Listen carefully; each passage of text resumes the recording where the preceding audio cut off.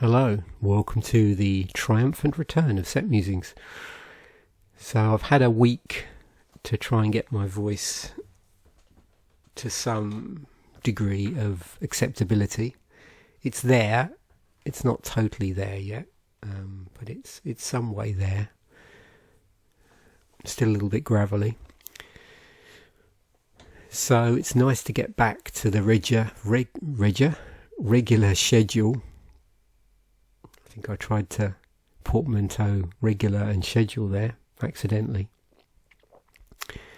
Yeah, it's good to get back. So we're up to Dominaria, and it's a pretty critical set because this was another one of those sort of changes in the way in which Magic was released and what framework it followed in terms of blocks and sets and all of this sort of thing. So we've seen over the years Magic going from essentially, once it did start with the block model, go for from 3 sets per block. There was a brief period where it dabbled with 2 sets per block. There was sort of that period during Lawwind. And then back to 3 sets, and then down to 2, and now we're down to what I believe was called the 3-in-1 model. So the idea is you have 3 sets and a core set. But as happened with, I believe, when they went from 2 to 3, there's a sort of, I don't know whether you want to call it an orientation set, but a bit of an adjustment because of the fact that core sets, which have now come back because of this model, because of the fact that core sets during the period where they're released every year were released every around about July time, I think. So to get that sort of to line up, what we've got Dominaria as a standalone set, and then we have a core set, and then we have 3 standalone sets, and then we're into a proper rotation system, whatever you want to call it. So yeah, previously we had Ixalan and Rivals of Ixalan, which were the 2 sets per block model, and now we're on to Dominaria, and it's completely sort of standalone, nothing really goes with it.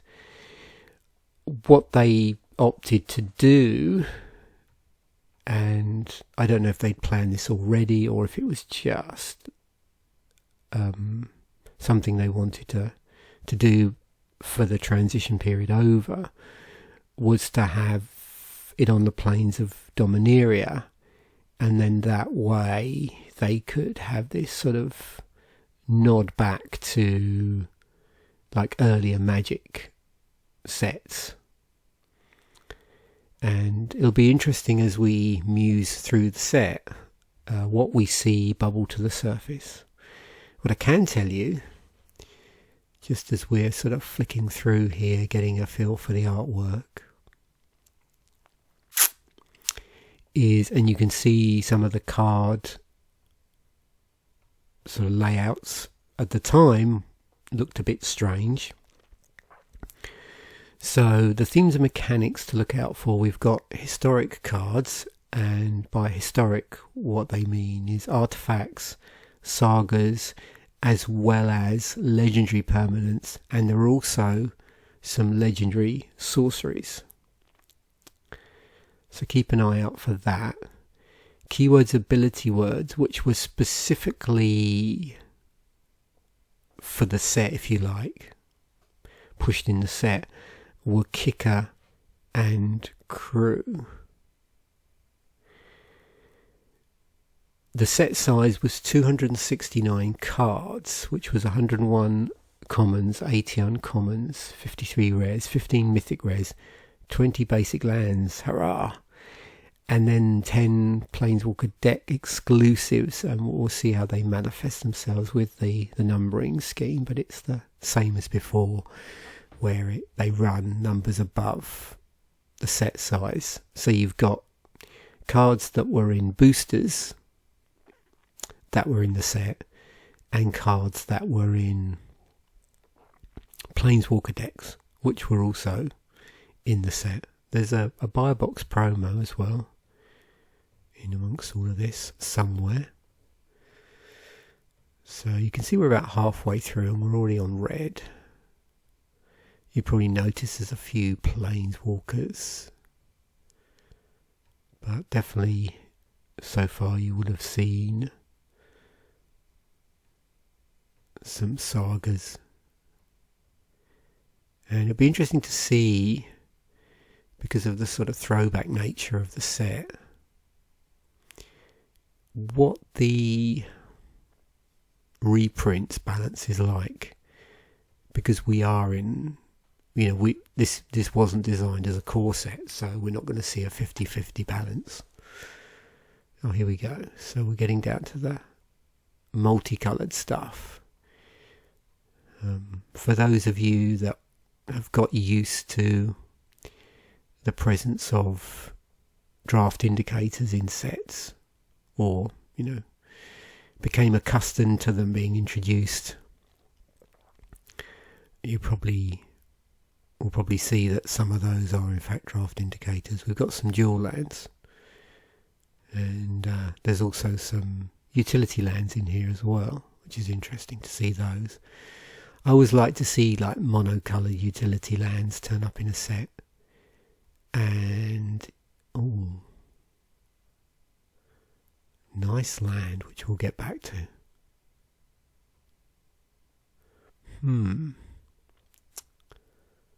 I don't think there was ever a deck builder's toolkit to go with this. Maybe I'm wrong. Well, we'll see.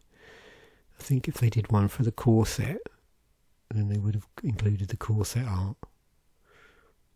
Okay. So let's move on.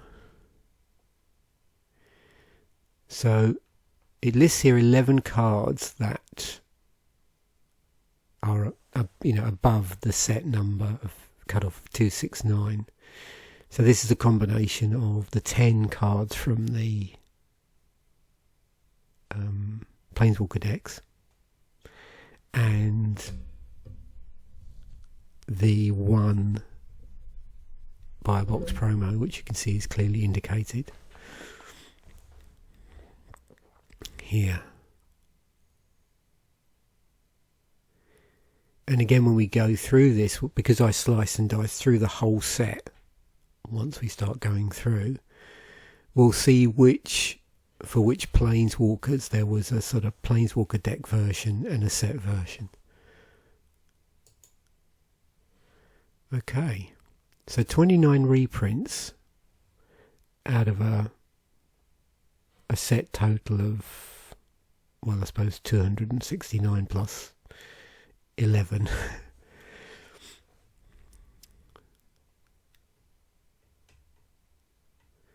Actually, I'll put these in number order so you can sort of see which reprints are actually from the Planeswalker sets, hopefully. Maybe this is in colour order actually. So you can see there's a couple here.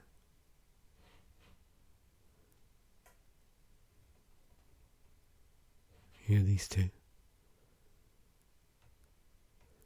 Wow, that's nice art, isn't it?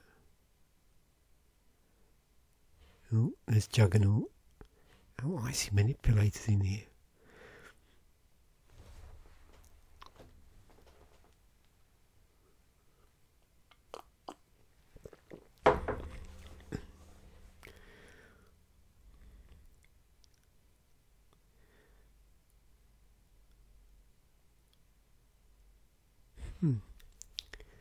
Nice. So 231 cards that weren't reprints, so they were new cards at the time. May have been reprinted since then. Okay, slicing through the different colour identity combinations. So we have 31 cards which are completely colourless in as much as they don't have a colour activation cost anywhere here. They don't have a colour in the casting cost. However, you might find that they do generate coloured matter, but their actual identity is colourless, in addition to their sort of colour casting cost.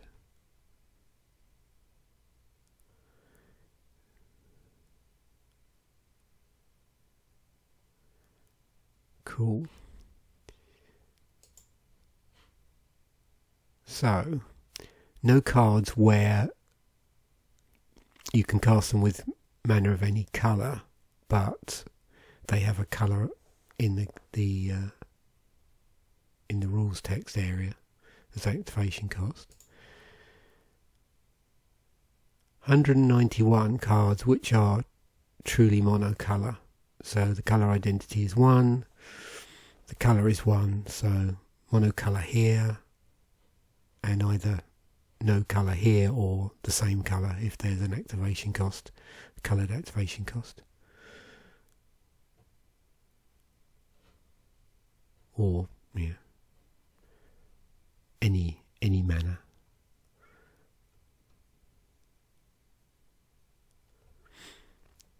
So you can see a large percentage of the set falls into that category, 191 cards. I was curious as to if there are any cards which were one colour in the casting cost and then another in activation cost, and there's 2 of those that fall into that category. So we've got a white green card here and a black red. 19 2-colour cards, and obviously I expect a large number of these will be draft indicators of some description. You can see purely 2-colour in the casting cost. There's no additional activation colours anywhere.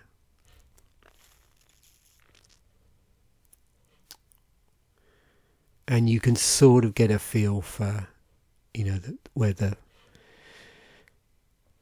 planeswalkers were doubled up between the planeswalker decks and the set. Here's your 2 Teferis. I was trying to say Tarifi for some reason. Teferis.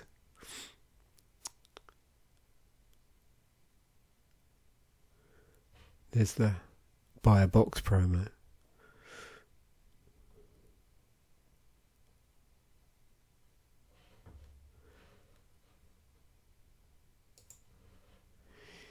And then we have these 3 cards. So these 2 are just 3-colour creatures. This is interesting because it's a 5-colour. It's got 3 colours in the casting cost, but then the activation cost has a reference to Wooburg in it. So it's a 5-colour commander.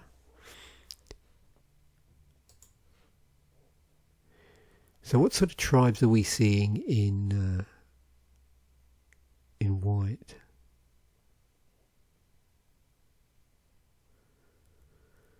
So what have we got here?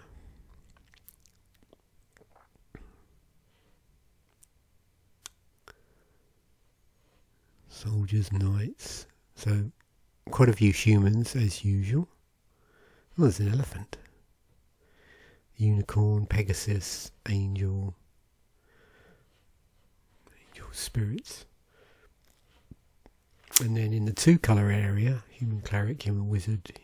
Well, there's a vampire. If you remember, we had white-black vampires in the previous block. So we're going to see a bit of spillover, I imagine. Just for reasons, I suppose, connected to standard. In blue, more humans, drakes, birds, sphinxes, turtles. It's a bit of a mixed bag, really. Merfolk, wizards. It looks like we've got a lot of humans spread out across these first 2 colours. Some merfolk, though. And then 2-colour stuff. Oh, an elemental.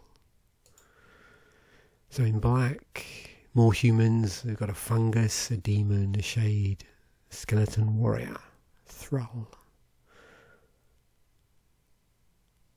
I don't see a lot of vampires here. There's a Cat Warrior. And there's a Frog Spirit. Oh, other thing to notice in this set, I didn't specifically mention it. We'll see it when we get onto legendaries. You'll notice there's quite a number of legendaries here that are uncommon. And, that was a thing you didn't see very often in Magic. It only tended to happen when there were sets where they obviously wanted the legendary count to be super high and they wanted it to turn up regularly in booster packs. So the trick with that is obviously to put those types of cards that they want to appear with higher degree of prevalence, to put them in the lower slots. So in this case, uncommon. So in red, it's just humans everywhere. Got some wizards. Goblin count doesn't, well, actually, I'll take that back. No, it's a bit higher.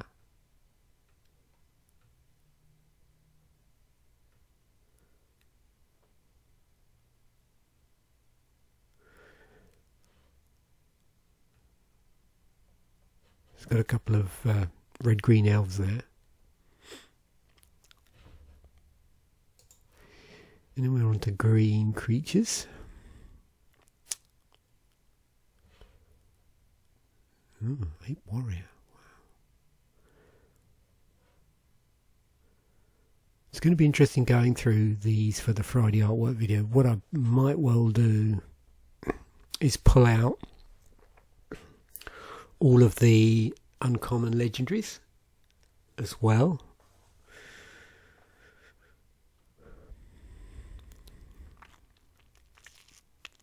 Oh, it's got some dinosaurs still.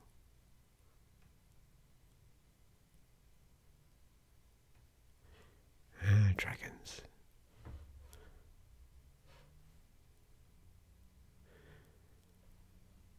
So,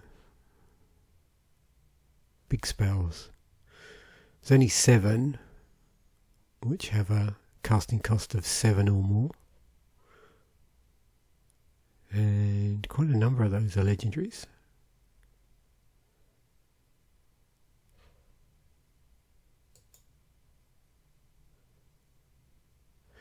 So I mentioned about historic. So there were 102 cards that fit into that historic term. So that's either their artifacts, sagas, some sort of legendary permanent, or or a legendary sorcery.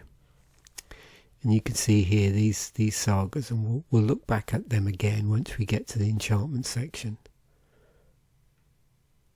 And I'll go through those. I was curious as well. So here,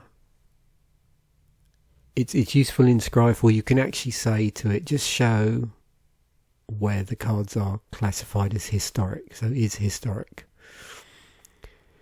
What I did here was I looked for cards which mentioned historic down here. Now, of course, I keep mentioning sorceries, but really they're historic through the fact that they're legendaries, not the fact that they're legendary sorceries. It's in fact they're legendary. So yeah, being strict here, it's anything that's an artifact, a legendary, or a saga. But yeah, there are 23 cards that reference historic and have a reminder text. They're just reminding you exactly what historic is. But it was interesting to see a set where there were a number of cards which were sorceries, which were also legendaries. Kicker was a thing in the set, and there are 25 cards with Kicker. So with Kicker, you can pay an additional cost as you cast a spell and you get something extra. So if it was kicked, then gives you more of something. So this one, blink of an eye, 1 and a blue, and you get to return a target non-land permanent to its owner's hand. If this spell was kicked, draw a card, and the kicker you add on top is 1 and a blue.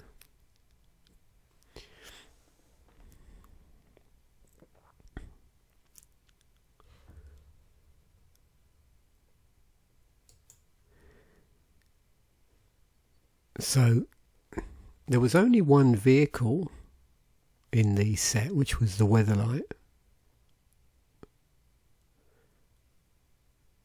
and that was a mythic. So moving on to the cycles, what have we got? So there's a cycle of triple colour creatures, so powerful rare creatures that cost 3 mana of their respective colours.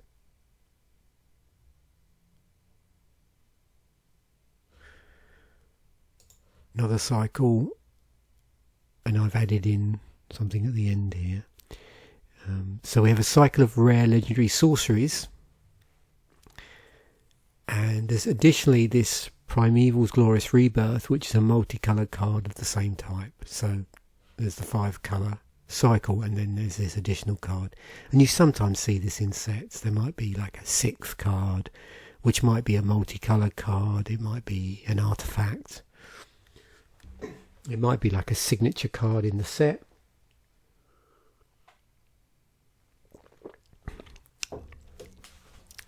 So yeah, always interesting to see what they add on as an additional 6th card.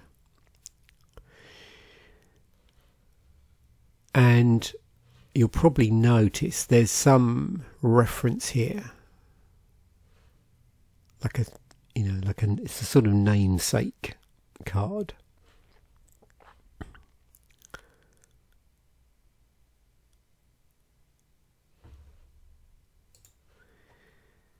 Okay, so 6 rare sagas, cycle of rare sagas. The Mirari Conjecture is the 6th, but it's the only saga where the in-universe text is not quoted elsewhere.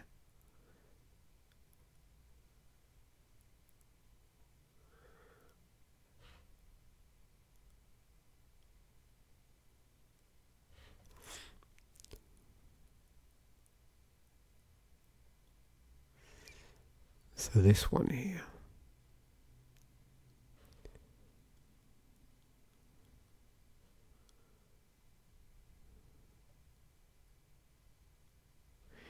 And you can see through this, it's pretty clear how these sagas work. So as it enters the battlefield, and after you draw a step, you add a law counter, and then you sacrifice it after the 3rd part. So it's sort of moving through, like a saga, through this,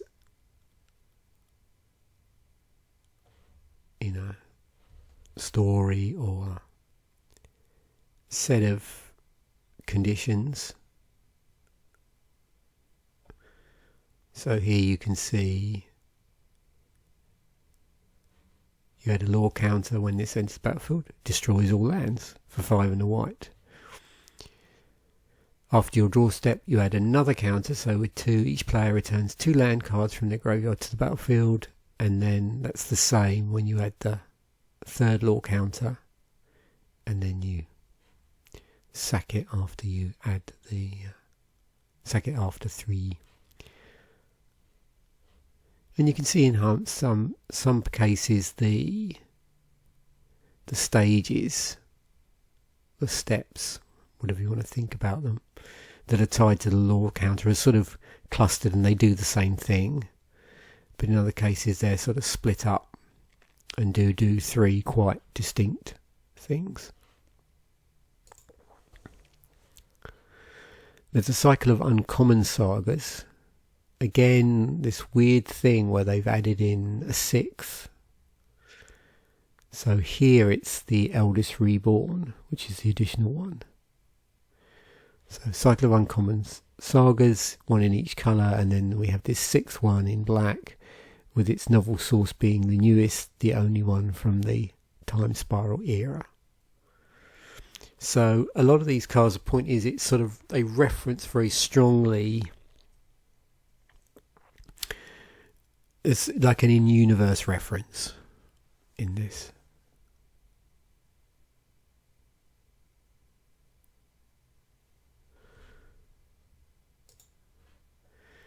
Cycle of memorials, so uncommon utility tap lands that can be sacrificed for an additional ability. They depict monuments to characters from Dominaria's past.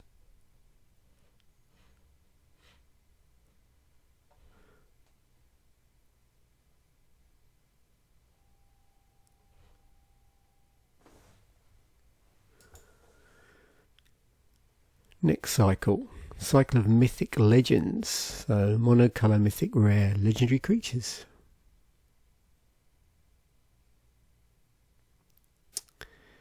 So yeah, it'd be interesting to see how the legendary creatures were spread across the different rarities. So there's these draft archetype legends. I've just mixed together the allied and the enemy. But it should be easy to see because of the way these are ordered. So up here we have the allied draft archetype legends. So they're all uncommon, and yep, they represent a draft archetype. So white, blue, blue, black, black, red, red, green, green, white. Same for enemy. Again, look, they're all legendary creatures, but they're in the enemy colours. So let's try and... So, we have flyers in historic. You can see some of these do reference this historic thing. So we've got white, black control, black, red, sacrifice aggro, red, green, kicker and ramp,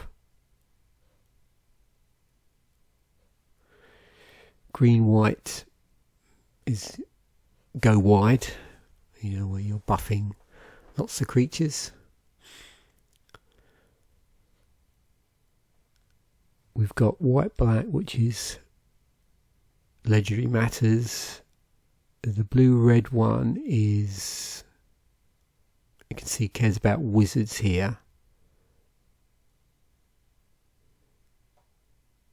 but that's in relation to casting instants or sorceries, so sort of some sort of blue-red tempo. Black green is sapling tribal, which is interesting. Red white auras and equipment. And the green blue one, you get to gain life and draw a card. So interesting combination there. Cycle of enemy check lands. So rare lands that tap for 2 colours of mana and enter the battle for tapped unless you control a land of one of the 2 associated types. These were originally printed in Innistrad.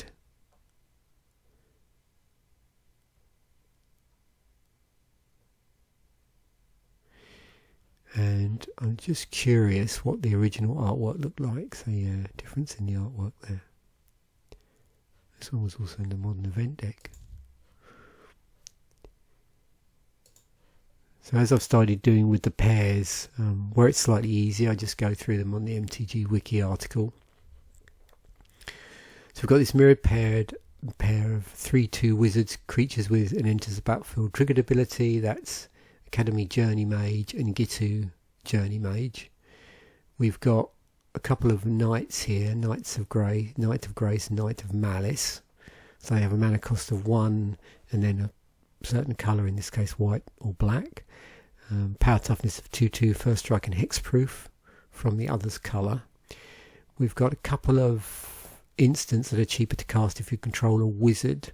In that case, they are functioning identical to classic spells. So we've got Wizard's Retort and Wizard's Lightning. You can probably sort of guess what these are functionally identical to if you control a wizard. We've got human wizards with a mana cost of 1 and then a certain colour, power toughness of 1/3 and a kicker cost of 3 and a certain colour. That's Calico Skin Witch and Gitu Chronicler. Got a couple of legendary creature pairs with activated abilities that are off colour going in opposite directions of the colour wheel. So a pair of those. Kazarov's Singia Pureblood and Shalia Voice of Plenty. And then finally we've got a couple of legendary aura spells that make the enchanted creature also legendary and have names that mirror each other. So on Sierra's Wings and in Bolas's Clutches. So yeah, again, I've said it before, lots of referencing various in within the Magic universe. There's lots of cross-referencing going on here to stories from the past and I suppose from the present.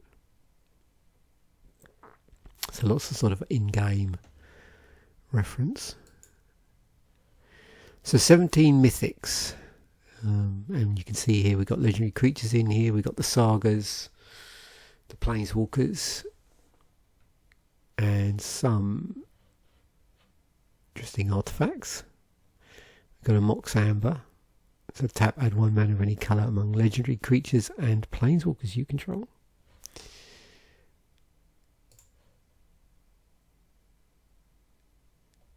Basic lands, 20 of those. So 4 for each colour of mana.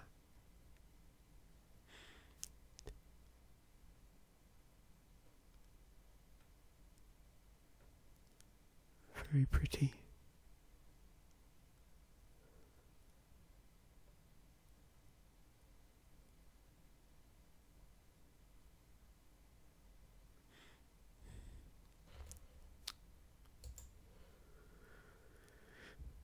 Then 14 non-basic lands. We've seen some cycles here within this.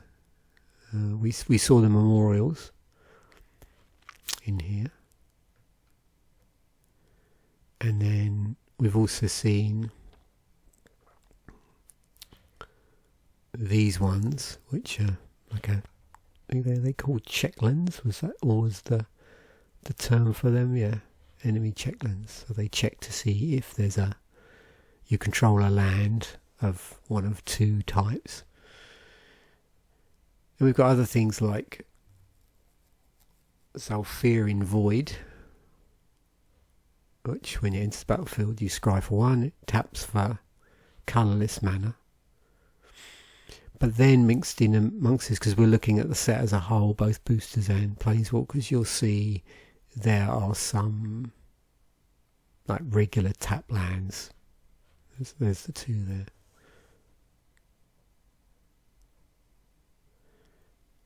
And there's also this, where is it? Cabal Stronghold in here.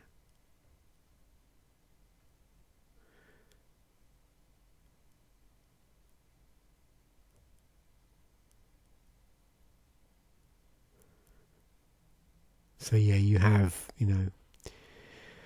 10 of these cards from cycles, 2 of them from the Planeswalker decks, and then 2 that aren't part of a cycle and aren't part of a Planeswalker deck. Nice card.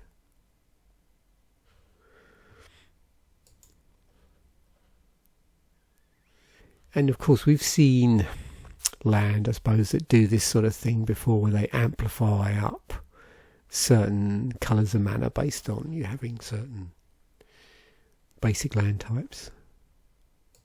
And there's other cards actually beyond lands that do that as well. So 5 planeswalkers in the set.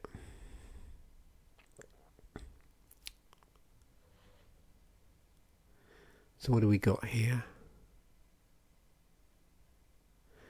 So yeah, what they did here, you can see, is this is the one from the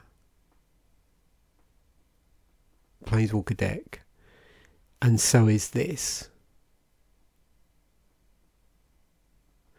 But only this one, these ones here. So here's the one from the set. The Planeswalker deck, one version. They share a type here. These ones obviously don't. So this is the inset version. Inset version. This is the inset Planeswalker in red. This is the Planeswalker deck, red Planeswalker. But they're different types. And you have the legendary Planeswalker Khan as well in the set.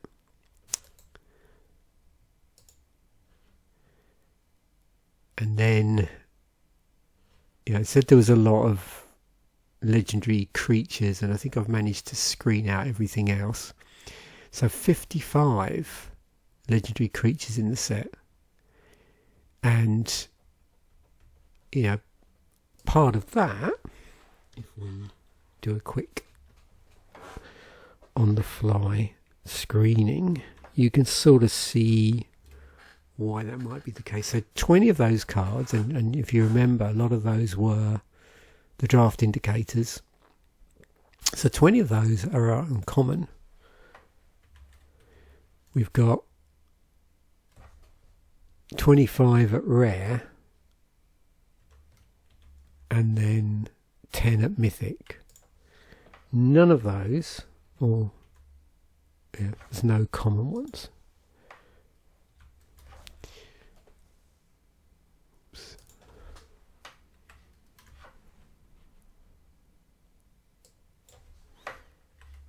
There we go. So 55 in total.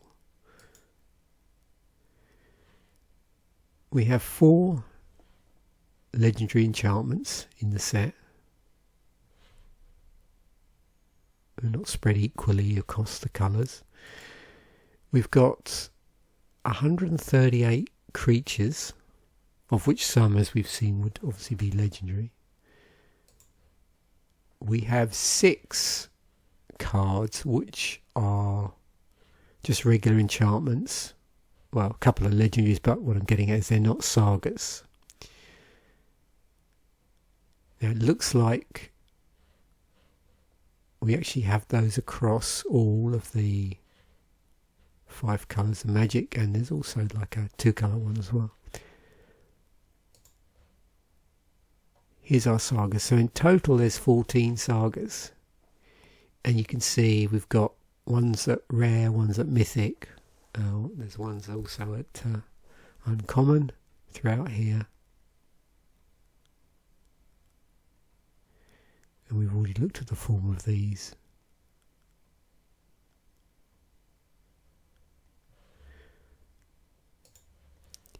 Eight auras.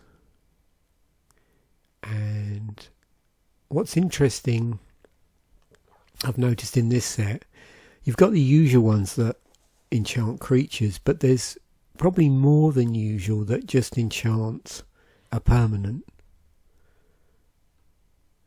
So we've got a couple here that fall into that category. I'm not sure how common that is. Yeah, sometimes you might get ones that enchant a land. But here, there's 2 that do permanents generally.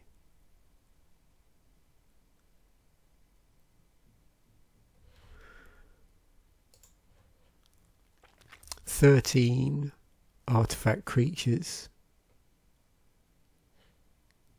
Oh, it's lovely artwork. I do hope I have a copy of that actually.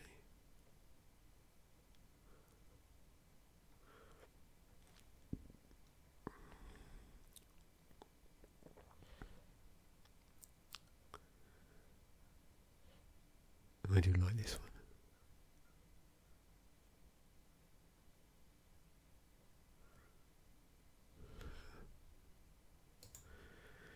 Seven pieces of equipment. Now, Black Blade Reforged was first printed here. It's cropped up in several different guises since then. Were any of these reprints?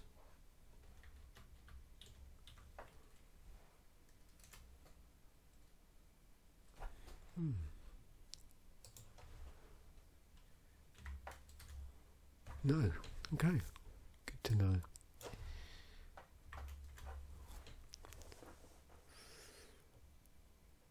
So all new stuff at the time.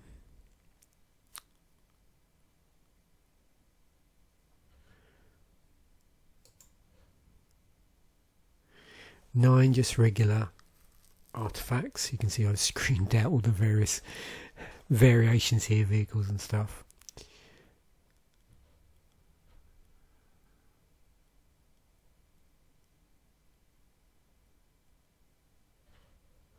That's an interesting card.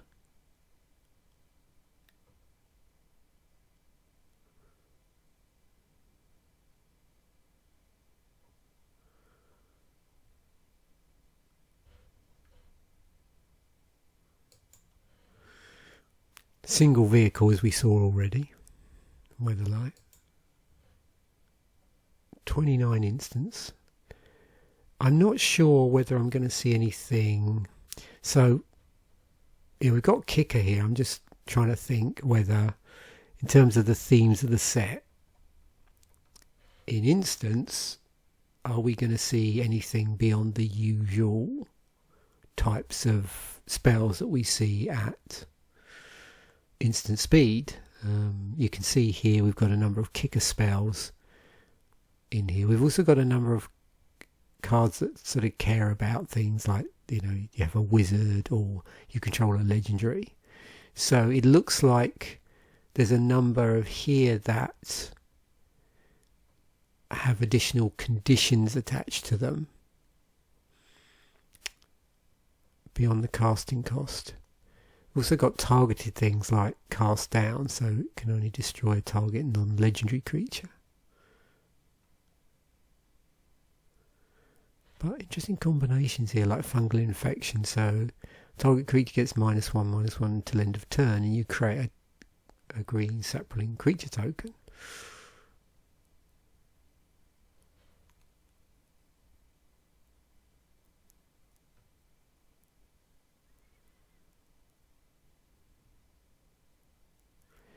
So where's our green instant speed combat tricks then?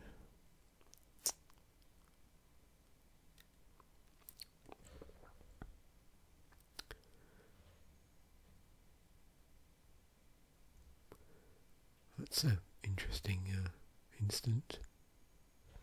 So 3 in a green, you get to put a 1/1 counter on each creature you control. If you kick it, 2 +1/+1 counters, but that's a lot of mana there. You can see that coming. Is there a... Yeah, I suppose this one is the single green +1/+1 counter on target creature. That creature gains reach until end of turn.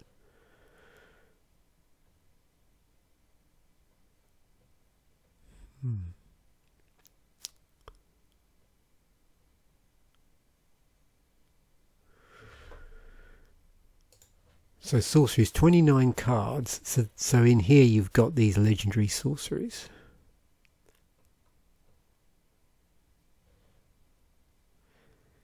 And you can see these have a condition attached to them, which is you may cast a legendary sorcery only if you control a legendary creature or planeswalker. So at sorcery speed, what do we have? Again, usual sorts of things. So we've got token generation, card draw, we've got divination in the set. What do these legendary sorceries do?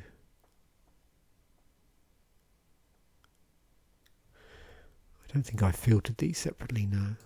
deliberately left them in. Because I was curious as to how they look. You can see, there we go. Just wanted to see how they balance generally within each of the colours and the number in total. So I've got one in each colour obviously, and then one here that's multicolours we saw already when we went through the cycles.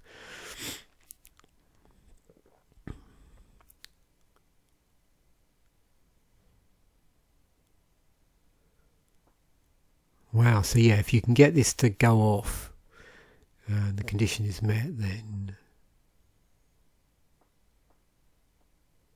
pretty powerful effect. But the non-legendary sorceries, are we just really seeing the usual things? I'm just looking out to see if there's any kickers here.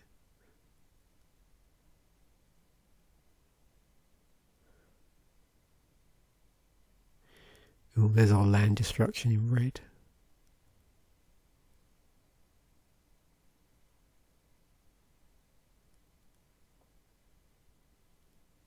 Do we have any? Yeah, we don't have any red stuff that is stealing stuff for a turn.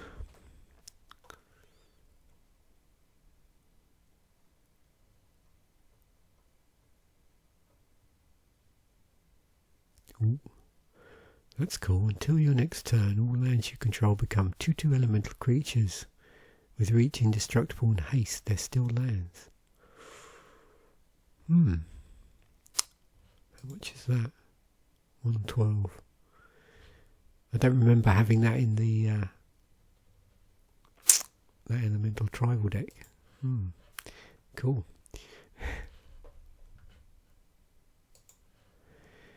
Right, so back to the set as a whole. As I said at the start, you've got 269 cards in the set, but 280 cards overall when you include the Planeswalker cards and the buy a box promo. Right, most expensive card in the set currently is Teferi, the in booster version. See how this falls off. Mox Armor 23. Khan is okay 10, so we're getting pretty close. And Helm of the Host down to 8, so it's within 3 cards. On the 4th we're getting to below $10. Lyra Dawnbringer. That's Angels.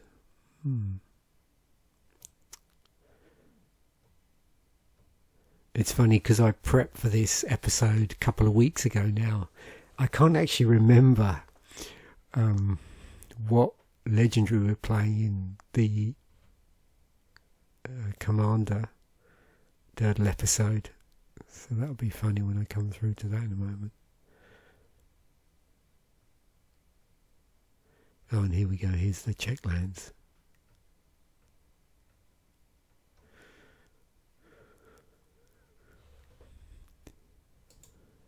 Right, on to looking at it through the lens of EDH Rec ranking. So these are the cards that are not reprints. So top of the list we've got Blackblade, Reforged, and we've got Mox Amber, Helm of the Host, Tachova, Benthic Druid, and then Cabal Stronghold. Oh yeah, this. And then in terms of the reprints, oh well, Llanowar Elves was in the set, so no surprise there. Then we've got Soulful Falls. So again, yeah, the check lands.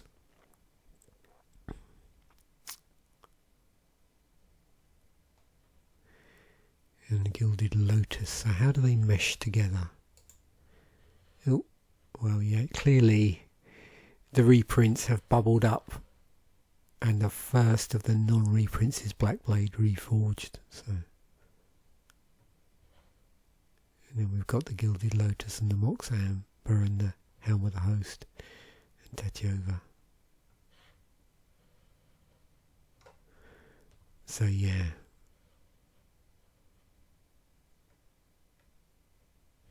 I'm not surprised by that. So most popular legendary from the set in, or legendary creature from the set in EDH Rec ranking order. Tatiova.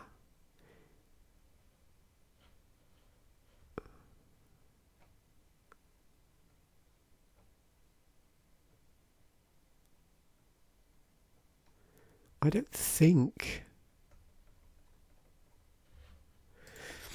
any of these were reprints. Let's just see. Probably be proven wrong. No. So no legendary reprints in the set at all, which is interesting. They opted to obviously go for, although it mentions characters, they obviously opted to go for completely new versions of legendaries, which is cool.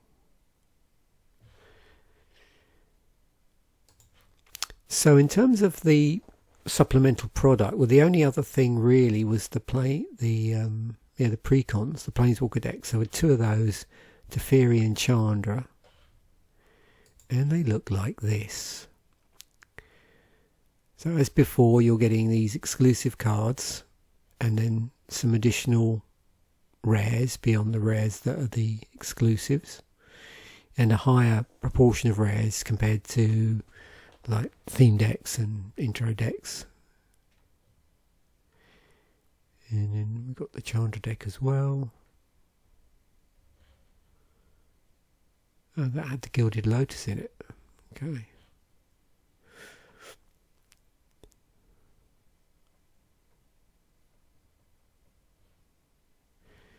As you probably already realised, the lands were reprints. The land base is, yeah, a bit stingy.